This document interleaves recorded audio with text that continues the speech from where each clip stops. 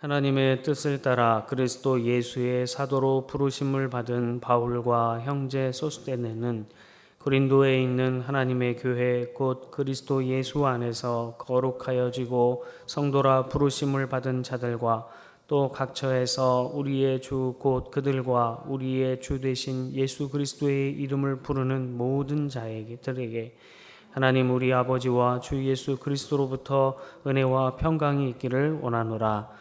그리스도 예수 안에서 너희에게 주신 하나님의 은혜로 말미암아 내가 너희를 위하여 항상 하나님께 감사하노니 이는 너희가 그 안에서 모든 일 곧 모든 언변과 모든 지식에 풍족함으로 그리스도의 증거가 너희 중에 견고하게 되어 너희가 모든 은사에 부족함이 없이 우리 주 예수 그리스도의 나타나심을 기다림이라. 주께서 너희를 우리 주 예수 그리스도의 날에 책망할 것이 없는 자로 끝까지 견고하게 하시리라. 너희를 불러 그의 아들 예수 그리스도 우리 주와 더불어 교제하게 하시는 하나님은 미쁘시도다. 형제들아, 내가 우리 주 예수 그리스도의 이름으로 너희를 권하노니 모두가 같은 말을 하고 너희 가운데 분쟁이 없이 같은 마음과 같은 뜻으로 온전히 합하라. 내 형제들아, 클로에의 지편으로 너희에 대한 말이 내게 들리니 곧 너희 가운데 분쟁이 있다는 것이라.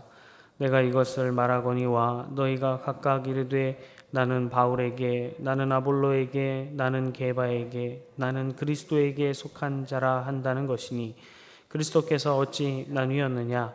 바울이 너희를 위하여 십자가에 못 박혔으며 바울의 이름으로 너희가 세례를 받았느냐? 나는 그리스보와 가이오 외에는 너희 중 아무에게도 내가 세례를 베풀지 아니한 것을 감사하노니 이는 아무도 나의 이름으로 세례를 받았다 말하지 못하게 하려 함이라. 내가 또한 스데바나 집의 사람에게 세례를 베풀었고 그 외에는 다른 누구에게 세례를 베풀었는지 알지 못하노라. 그리스도께서 나를 보내심은 세례를 베풀게 하려 하심이 아니요 오직 복음을 전하게 하려 함이로되 말의 지혜로 하지 아니함은 그리스도의 십자가가 헛되지 않게 하려 함이라. 십자가의 도가 멸망하는 자들에게는 미련한 것이요 구원을 받는 우리에게는 하나님의 능력이라. 기록된 바 내가 지혜 있는 자들의 지혜를 멸하고 총명한 자들의 총명을 패하리라 하였으니 지혜 있는 자가 어디 있느냐? 선비가 어디 있느냐? 이 시대의 세대 변론가가 어디 있느냐? 하나님께서 이 세상의 지혜를 미련하게 하신 것이 아니냐. 하나님의 지혜에 있어서는 이 세상이 자기 지혜로 하나님을 알지 못하므로 하나님께서 전도에 미련한 것으로 믿는 자들을 구원하시기를 기뻐하셨도다.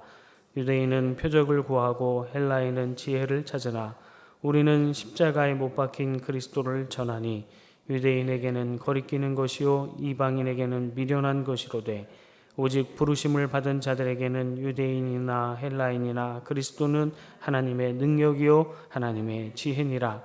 하나님의 어리석음이 사람보다 지혜롭고 하나님의 약하심이 사람보다 강하니라. 형제들아, 너희를 부르심을 보라. 육체를 따라 지혜로운 자가 많지 아니하며 능한 자가 많지 아니하며 문벌 좋은 자가 많지 아니하도다. 그러나 하나님께서 세상에 미련한 것들을 택하사 지혜 있는 자들을 부끄럽게 하시려고 세상에 약한 것들을 택하사 강한 것들을 부끄럽게 하려 하시며 하나님께서 세상에 천한 것들과 멸시받는 것들과 없는 것들을 택하사 있는 것들을 패하려 하시나니 이는 아무 육체도 하나님 앞에서 자랑하지 못하게 하려 하심이라. 너희는 하나님으로부터 나서 그리스도 예수 안에 있고 예수는 하나님으로부터 나와서 우리에게 지혜와 의로움과 거룩함과 구원함이 되셨으니 기록된 바 자랑하는 자는 주 안에서 자랑하라 함과 같게 하려 함이라. 아멘. 하나님 아버지와 우리 주 예수 그리스도로부터 은혜와 평강이 가득하기를 주님의 이름으로 축복합니다. 고린도 전서 후서는 바울이 고린도 교회 신자들에게 보내는 편지입니다. 고린도 교회는 사도행전 18장 11절에 말한 바와 같이 바울이 2차 전도 여행 때 약 1년 6개월 머물며 개척한 교회, 개척한 도시 바로 고린도입니다. 고린도전서를 기록한 연대는 대부분 신학자들이 공통적으로 생각하고 주장하는데 대략 3차 전도 여행 때 에베소 사역을 마무리할 그쯤 시점인 주후 53년에서 58년 사이라고 추정하고 있습니다. 이 고린도라는 지역은 헬라의 상업 도시입니다. 동쪽으로는 잘 알고 있는 바울이 머리를 깎았다고 하는 겐그레아 항구가 있고, 서쪽으로는 레게움이라고 하는 항구가 있어서 이 두 항구를 통해서 이탈리아와 스페인, 또 소아시아와 페니키아, 이집트 등의 등지로 많은 양의 상품들이 유통되는 지역이 바로 고린도 지역이었습니다. 또 상업도시이기 때문에 개방적이어서 외부의 문화에 대한 부분을 제한하지 않는 그런 통제하지 않는 부분도 있었습니다. 어떤 부도덕한 어떤 지역의 어떤 나라의 부도덕한 풍습이 들어와도 통제하지 않았습니다. 특히 성적으로 문란하기는 아주 최고로 유명한 도시가 바로 고린도였습니다. 그래서 고린도화하다라는 말이 곧 성적 부정을 행하다라는 말로 통할 정도로 아주 문란한 도시가 바로 고린도였습니다. 이곳에 고린도에 1년 반 동안 머물면서 바울이 복음을 심고 그곳에 교회가 세워진 것이죠. 그리고 나서 바울이 다시 돌아갔다 3차 전도 여행을 할 때 에베소에 머물면서 사역을 하면서 마무리할 즈음에 여러 통로를 통해서 고린도 교회에 대한 소식들을 듣게 됩니다. 1장 11절에 보니까 글로의 집의 편에 의해서 소식을 듣게 되고, 16장 맨 마지막 16장 17절에 보면 스데바나 또 브루나도 아가이고라고 하는 믿음의 형제들이 왔다라고 말하고 있는데요. 그들을 통해서 고린도 교회 소식을 듣게 됩니다. 그런데 교회가 세워진 이후에 계속해서 많은 일들이 일어나는데, 특별히 많은 은사들이 일어나고 모든 지식과 언변과 지식으로 하는 그리스도의 증거가 너희 중에 견고하게 되었다.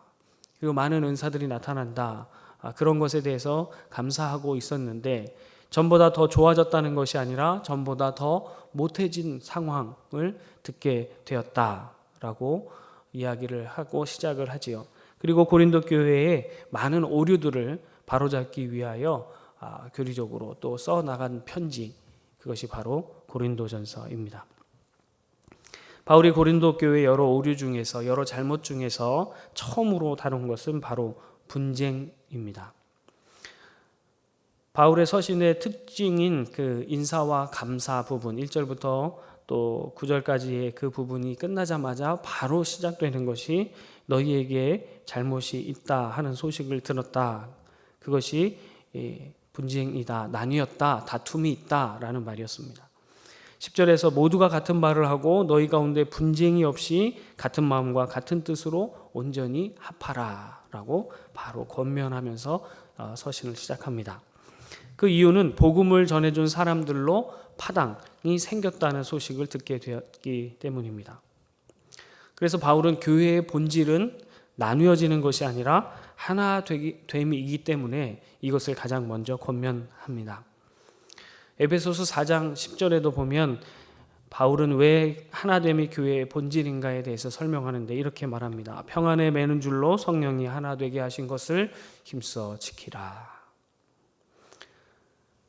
성령께서 교회를 그리스도 안에서 그리스도로 말미암아 그리스도를 위하여 하나 되게 하셨다라는 것입니다. 그래서 분쟁은 교회 안에서 반드시 일어나면 안 된다라는 것이에요. 어떠한 이유에서든지 교회가 나뉘고 갈라지는 것은 하나님이 기뻐하시는 일이 아니다라는 겁니다. 물론 우리의 실수와 우리의 잘못과 우리의 무지와 우리의 연약함으로 선을 행하지 못할지라도 하나님이 이 모든 것을 합력하여 선을 이루시는 분이신 줄 믿지만, 그럼에도 불구하고 교회가 나뉘어지는 것은 하나님 앞에 잘못된 것이다 라는 겁니다. 그런데 고린도 교회에 분쟁이 일어났습니다. 처음 복음을 전한 바울, 그들을 따르는 바울파와 그 뒤에 이어 훌륭한 언변을 가지고 지식을 가지고 잘 가르쳤던 아볼로와 초대교회에서 처음 설교를 통해 복음을 증거하기 시작했던 베드로, 즉 게바파와 나는 이도 저도 사람이 아니라 복음이 되신 그리스도파다 하여 나뉘어진 것이에요. 근데 여기에 보니까 그냥 나뉘어진 것뿐만 아니라 분쟁이 있다라고 말하고 있어요. 분쟁이 있다. 이 분쟁은 다툼이 있었다라는 거죠. 고린도 교회 신자들이 각각 파당을 짓고 자신들의 의견이 옳다 하여 다른 사람들의 의견을 무시하고 극단적인 말과 행동을 서슴지 않았다라는 것입니다. 내가 더 바른, 내가 더 제자다운, 내가 더 사도다운 자에게 복음을 들었고 그에게 세례를 받았다. 그러니 내 말이 더 옳다 하는 것이죠. 누가 전했든지 자신들에게 전해준 그 복음, 생명의 복음, 겸손케 하시는 그 그리스도 예수, 그 복음이 중요한 것이 아니라 자신의 의견이 더 옳다고 주장하기 위해서 복음을 전해준 사도들, 제자들을 들어서 신빙성을 더하려고 했다라는 것입니다. 이것을 가지고 굉장히 막 다투었다라는 것이에요. 여러분, 복음이 주이고 전달자는 객입니다. 그런데 고린도 교회의 상태는 주객이 전도된 상태였다라는 겁니다. 사랑하는 성도 여러분, 누가 전해주든지 복음이 전해지면 됩니다. 누가 전해주든지 사람이 아니라 복음만 남으면 좋겠습니다. 사람을 믿지 마시기 바랍니다. 목회자를 믿지 마시기 바랍니다. 그 목회자를 사용하시는 하나님을 믿으시기 바랍니다. 그리고 그를 통해 전해주시는 복음을 붙드시기 바랍니다. 진리를 붙잡을 때 우리의 신앙은 견고해지고 또 형통해질 것입니다. 주객이 전도되면 실망도 많습니다.